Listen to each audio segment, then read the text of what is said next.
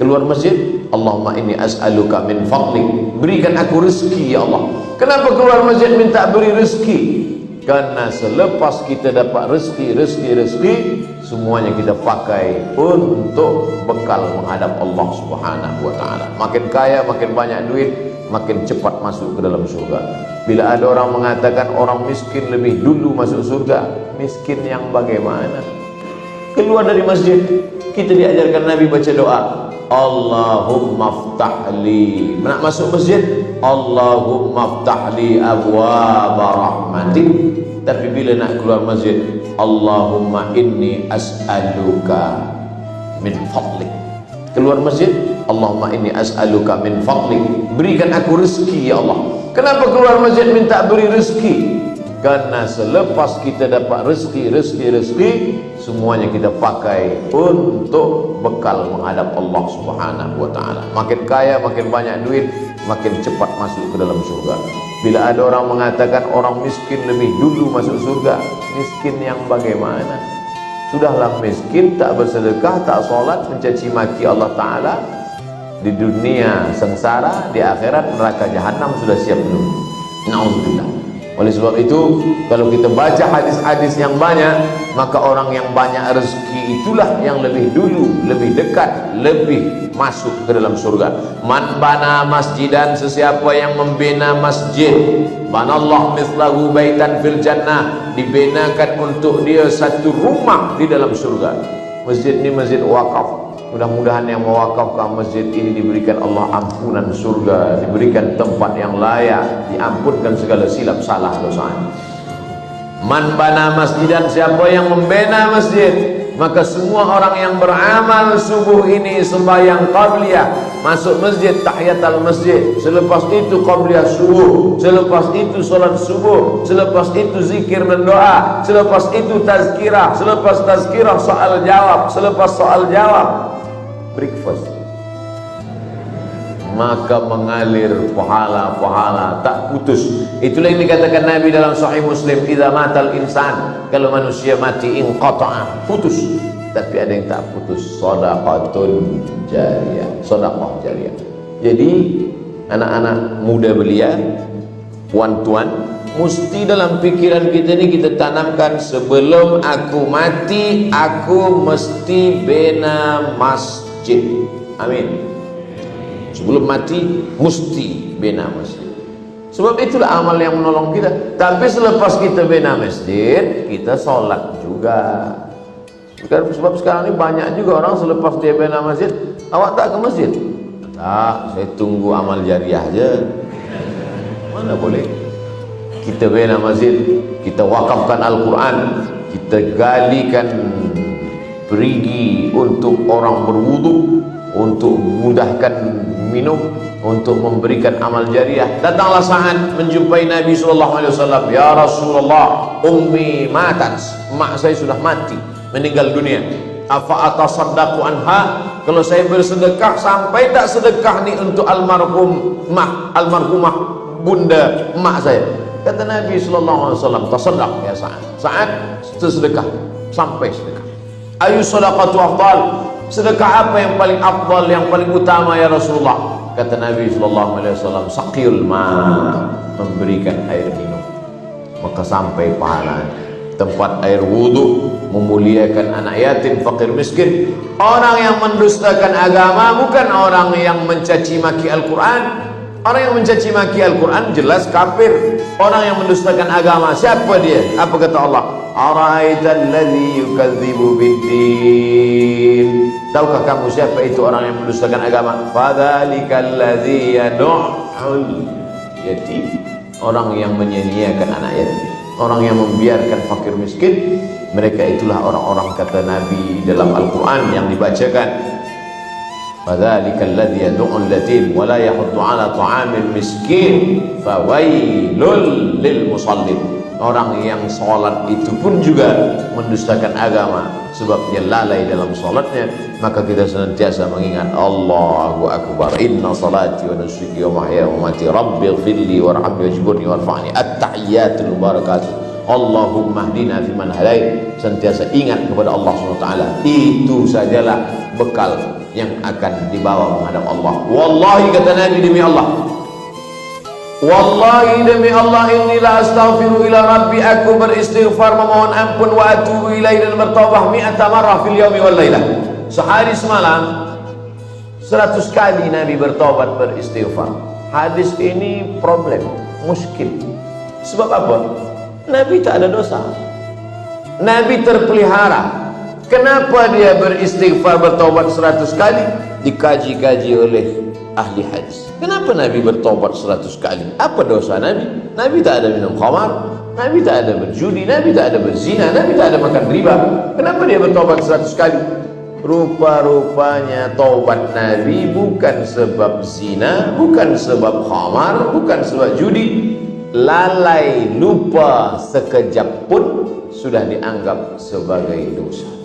Kalaulah lalai itu dianggap dosa, rasanya kita inilah paling banyak dosa.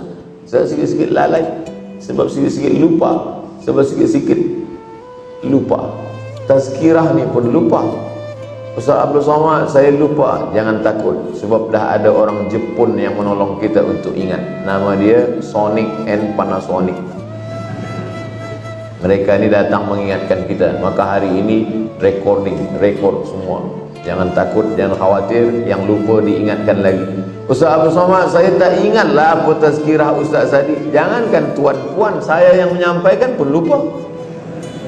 Manusia, al-insan, manusia, makanul khata' wan nisyan, tempatnya lupa, silap, salah. Bila ada orang berkata, saya tak pernah silap, saya tak pernah lupa, saya tak pernah salah, masa itu dia sedang silap, lupa, khilaf dan salah. Oleh sebab itu maka kita yang lupa ini diingatkan balik. Ingat mengingatkan itu bahasa Arabnya tazkirah. Hadhihi tazkirah. Ini majlis ingat mengingatkan. Faman syaa dzakarah. Siapa yang nak ingat, ingatlah dia. Siapa yang tak ingat, maka lupa, lalai, itulah yang akan membuat dia masuk ke dalam azab Allah Subhanahu wa taala. Mudah-mudahan kita sampai hari kiamat selamat daripada lupa. Sampai manakala malaikat maut mencabut nyawa pun kita tetap saling ingat mengingatkan. Watawasau bil haq watawasau bis sabr. Bila ada kawan, sahabat, jiran, anak, menantu di hospital, lupa dia mengingat Allah, kita ingatkan la ilaha illallah. Yang membisikkan ke telinganya satu orang sahaja. Jangan kerana saya sampaikan hadis talqin la ilaha illallah, semua yang melawat, semua nak membisikkan. Satu orang sahaja yang berbisik ke telinga dia, la ilaha illallah. Bila nampak lidahnya sudah bergerak, suara tak ada lagi, suara tak keluar lagi, lidah pun sudah mulai masuk ke dalam pendek, tapi nampak bergerak. Bila dah nampak, diam, jangan ganggu lagi. Tapi bila dia mengigau-ngigau, dia tanya, berapa dolar sekarang?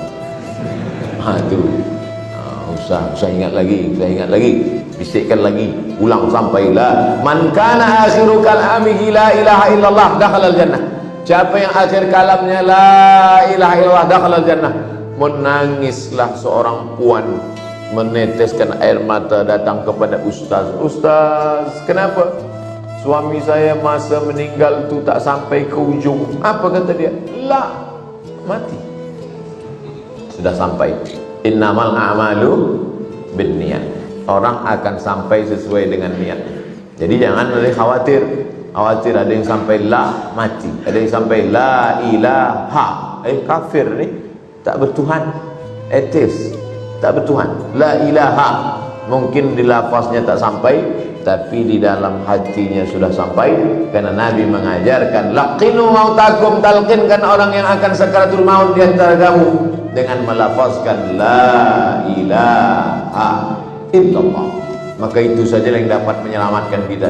Makanya belum lagi terbuka mata di Makkah, di Madinah, azan 2 kali. Azan pertama 1 jam sebelum azan subuh masuk. Selepas itu azan diingatkan kita, asyhadu an la ilaha illallah.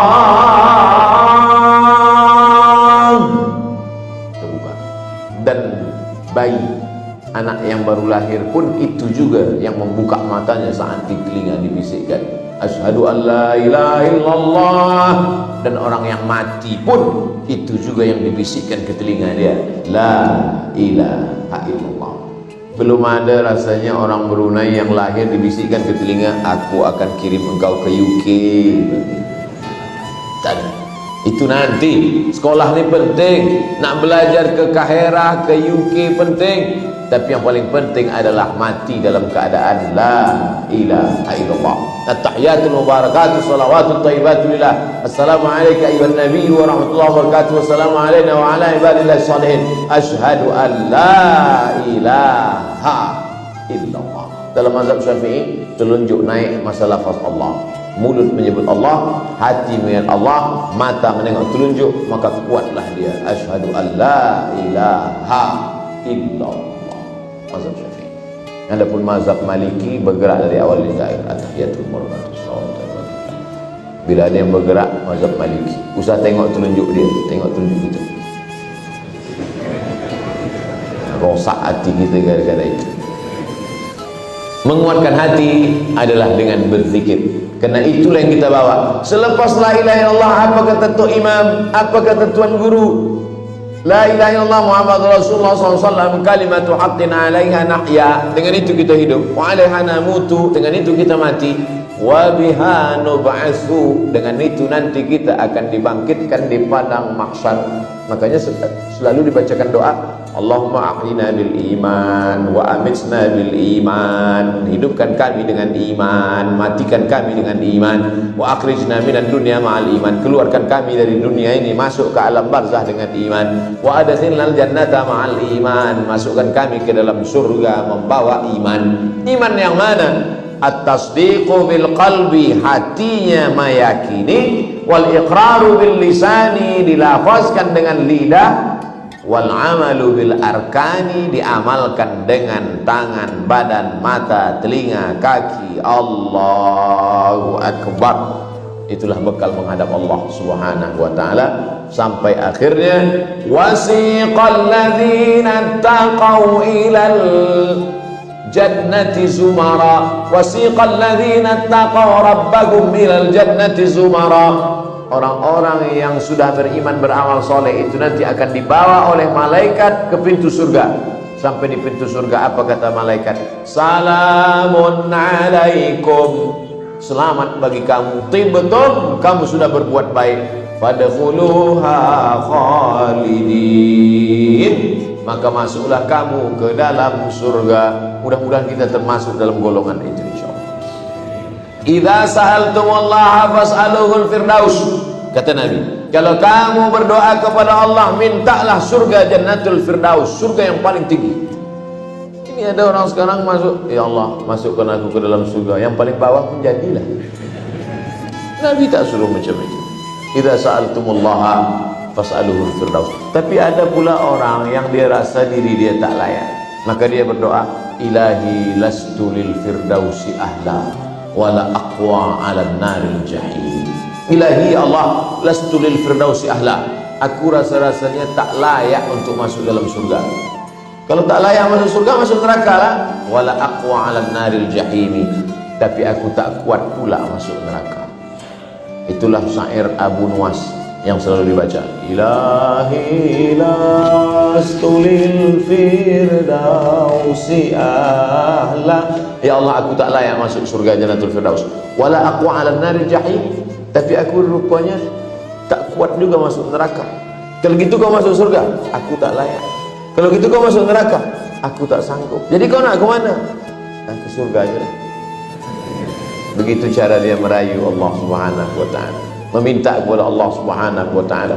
Maka kita selalu minta, jangan minta masuk surga, karena semua umat Muhammad SAW pasti masuk surga.